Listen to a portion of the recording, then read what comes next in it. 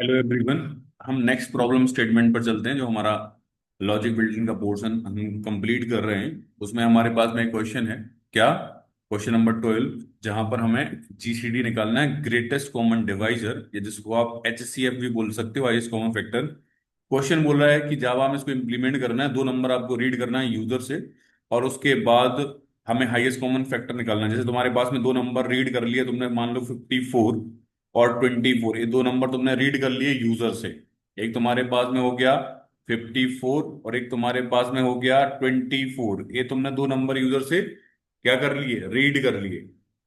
अब ऐसा number find out करो जो इन दोनों को डिवाइड कर दे कंप्लीटली, मतलब रिमाइंडर जीरो बचना चाहिए।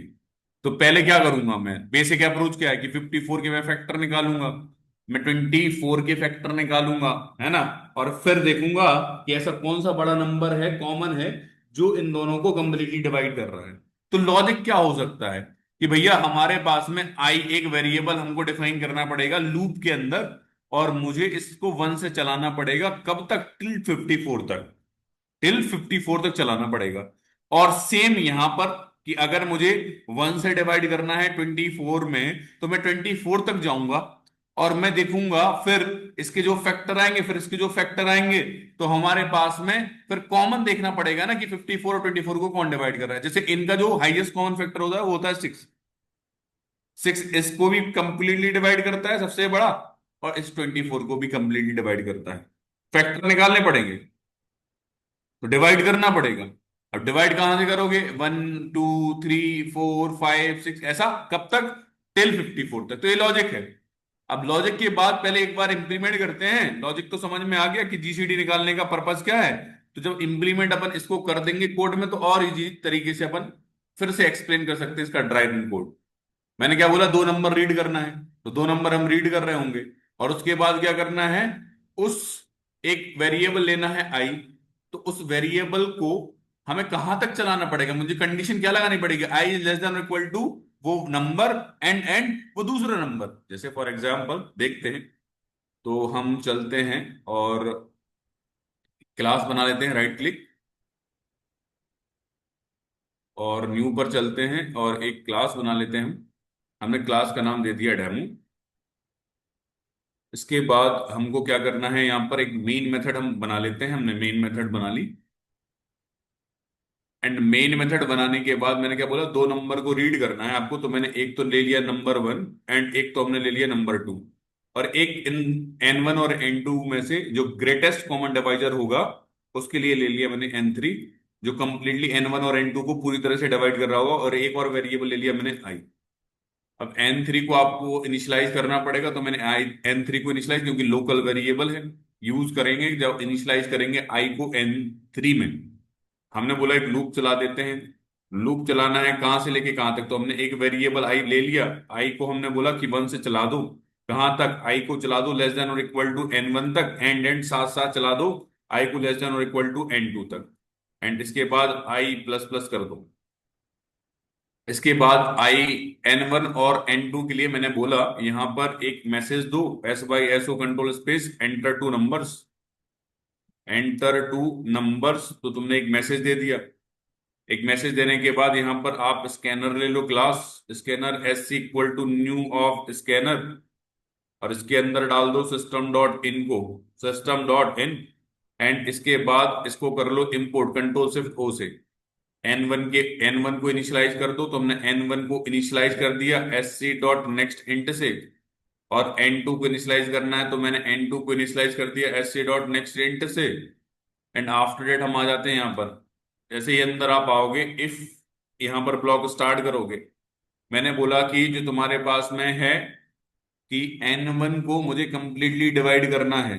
N1 को मुझे कंप्लीटली डिवाइड करना है, और N2 को मुझे कंप्लीटली डिवाइड करना है। तो मैंने बोला आई को अपन चला रहे हैं ना, आई को अपन चला रहे हैं। तो मैंने बोला कैसे डिवाइड करोगे? मैंने बोला N1 को डिवाइड होना चाहिए आई से, और इक्वल टू रिमाइंडर बचना चाहिए जीरो। साथ साथ उस N2 को भी उसी आई से डिवाइड करना है, और रिमाइंडर बचना चाहिए जीरो। और मैंने बोला जैसे ही ऐसा हो जाता है, तो N3 को मैं आई से, कि आई दो नंबर है, इनिशियलाइज कर दिया मैंने। आफ्टर डेट में आ जाता हूं यहां पर। और एस वाई एस ओ कर लेता हूँ, कंट्रोल स्पेस कर लेता हूँ, यहां पर मैं बोल देता हूँ क्या, N3 को प्रिंट कर देते हैं कि GCD ऑफ N1 N2 हमारे पास में क्या आ जाता है, N3 आ जाता है। लॉजिक हमने लिख लिया, इंप्लीमेंट हमने कर लिया। एक बार हम कोड को एग्जीक्यूट करके देख लेते हैं, फिर मैं ट्राई रन भी आपको बता देता हूँ। ट्राई रन में कुछ खास तो है नहीं, सिंपल सा प्रोग्राम है, सिंपल सा लॉजिक है, ज्यादा कुछ करने की जरूरत नहीं है। बोला एंटर द टू नंबर, तो हमने बोला एक तो डाला 54, एक डाला 24, अगर 6 आ जाता है तो हमारा लॉजिक सही है, 6 आ गया मतलब हमारा लॉजिक सही है। मतलब मैंने बोला क्या, दो नंबर तुम्हारे पास में है, दो नंबर तुम्हारे पास में है। सबसे पहले लाइन क्या बोल रही है, सबसे पहले लाइन हमने N1 और N2 नंबर रीड किए, तो स्कैनर क्लास हमने यूज किया यहाँ पर। तो रीड करने के बाद हमने इनको इनिशियलाइज कर दिया, एक तो 54 और 24, सपोज ये हमारे पास में 54 एंड 24। मैंने बोला अब तुम्हारे पास में N3 वही नंबर है, तो हमारे पास में आई को स्टार्ट करते हैं अपन 1 से, कहां तक जाना है, N1 और N2 तक ही तो जाना है। एंड ऑपरेटर लगा दिया अपने I++। इसके बाद मैंने बोला N1 को आई से डिवाइड करना है, और N2 को भी आई से डिवाइड करना चाहिए, और रिमाइंडर बचना चाहिए 0। N3 को इनिशियलाइज कर दूंगा मैं ए आई से, यही तो वो आई होगा। जैसे मैंने बोला 12 है और तुम्हारे पास में 16 है, तो 12 के फैक्टर आप देख लो। 12 के फैक्टर हमारे पास में 1 भी है, 12 का फैक्टर हमारे पास में 2 भी है, 3 भी है, 4 भी है, 5 नहीं है, 6 है, 7 नहीं है, 8 नहीं है, 9 नहीं है, 10 नहीं है, 11 नहीं है, 12 है। तो हमारे पास में एक तो 1 हो गया, 2 हो गया, 3 हो गया, 4 हो गया, 6 हो गया, 12 हो गया। ठीक है। अब हम बात करते हैं 16 की, तो हमारे पास में 1 है, 2 है, 3 नहीं है, 4 है, 5 नहीं है, 6 नहीं है, 7 नहीं है, 8 नहीं है 9, 10, 11, 12, 13, 14, 15, 16 है। अब हमारे पास में एक तो है 1, 2, 3, 4, 6, 12, और ये है 1, 2, 4, 8, 16। तो इनमें देखें अपन, तो जो 4 है वो हाईएस्ट कॉमन डिवाइजर हो सकता है 12 और 16 का। तो यहां पर अपन देख लेते हैं, जल्दी से एग्जीक्यूट कर लेते हैं 12 और 16। लॉजिक समझ में आ गया होगा।